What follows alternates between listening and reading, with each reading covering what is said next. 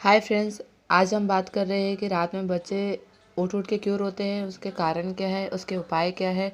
अधिकतर आपने पेरेंट्स के मुंह से सुना होगा कि हमारे बच्चे तो दिन में उतना परेशान नहीं करते हैं, रात में ज़्यादा रोते हैं, बीच बीच में उठ जाते हैं, सोने नहीं देते रात भर, तो रात में नींद ख़राब हो जाती है। तो उसके बहुत सारे कारण हो सकते हैं। तो अधिकतर आपने देखा होगा कि जो 0 से 4 मंथ के बीच के बच्चे हैं वही रात में ज़्यादा उठ के परेशान करते हैं। उससे बड़े बच्चे हैं जो थोड़ा आराम से सोते हैं। तो पहला कारण ये है कि असुविधा या दर्द महसूस होना।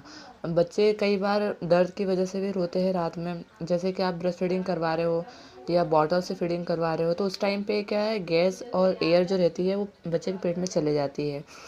तो और वो जो गैस जाती है वो उसका पेट दर्द का कारण बन जाता है, क्योंकि उससे पेट में गैस रहती है तो पेट दर्द होता है बच्चे का, जिसकी वजह से वो रात में उठ उठ के रोते हैं। तो उसके लिए आप क्या करें कि आप जब भी ब्रेस्ट फीडिंग करवा रहे हो या बॉटल से दूध पिला रहे हो, तो दूध पिलाने के बाद में आप डकार ज़रूर दिलाएं। आप कंधे पे रखें बच्चे को और पीठ थोड़ी थोड़ी सहलाते रहे तो बच्चे डकार ले लेगा और रात में उतना ज़्यादा परेशान नहीं करेगा। नेक्स्ट है कि कहीं बच्चे का डायपर गीला तो नहीं है। बच्चे का डायपर गीला होना भी एक रीज़न होता है। आप डायपर पहना के सुला रहे हो और उसने टॉयलेट कर दी या पॉटी कर दी, तो वो असहज महसूस करेगा और रोएगा क्योंकि उसको गीला लगेगा। तो आप जब भी बच्चे को डायपर पहना रहे हो तो आप 4-4 घंटे में डायपर चेंज करते रहे और पॉटी तो नहीं कि आप चेक करते रहे, क्योंकि अगर ज़्यादा टाइम तक अगर डायपर को पहना के रखा है तो बच्चे को रेसेस हो सकते हैं, रेडनेस हो सकती है और वो एक दर्द का और कारण बन सकता है। तो आप डायपर पहना रहे हो तो आप बच्चे को गीले में ना रखें। थर्ड है कि कहीं बच्चा भूखा तो नहीं है। बच्चे रात में अगर भूखे रहते हैं तो वो भूख की वजह से उठ उठ के रोते हैं। तो छोटे बच्चे जितनी बार दूध पीते हैं उतनी बार टॉयलेट भी करते हैं, तो उतनी बार उनको बार बार भूख भी लगती है। तो आप ब्रेस्ट फीडिंग भी करवा रहे हो तो आप रात में भी 2-2 3-3 घंटे में ब्रेस्ट फीडिंग करवाते रहे।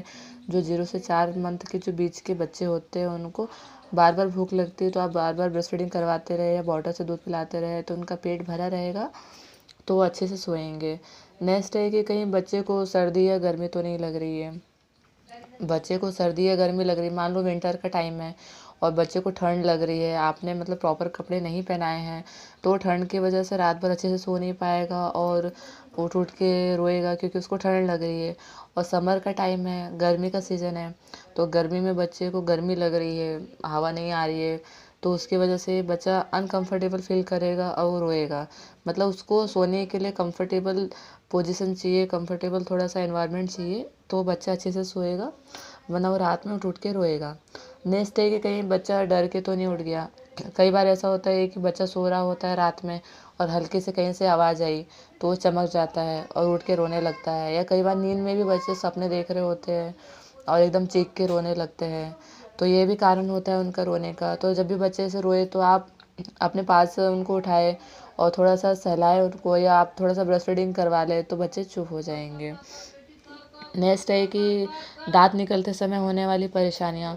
आपने देखा होगा कि जब बच्चे के दांत निकलते हैं तो वो बहुत ज़्यादा चिड़चिड़ होते हैं, रोते हैं, अच्छे से मतलब खाना नहीं खाते हैं। जो 6 महीने से ऊपर के जो बच्चे होते हैं वो अच्छे से खाना नहीं खाते हैं, उनकी लार गिरती है।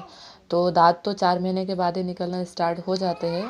तो उस टाइम पे बच्चे के जो मसूड़े रहते हैं वो रेड हो जाते हैं, फूल जाते हैं और कई बार उसकी वजह से दस्त लगने लगती है और फ़ीवर भी मतलब आने लगता है किसी किसी बच्चे को। तो इस बात का आपको ध्यान देना है कि अगर बच्चे के दांत निकल रहे हैं तो उसे थोड़ा कंफर्टेबल फील करवाएं। आप डॉक्टर से सलाह लें कि अगर आप बहुत बच्चे को बहुत ज़्यादा फ़ीवर आ रहा है या फिर दस्त लग रही है तो आप डॉक्टर के पास जाए, डॉक्टर से सलाह लें।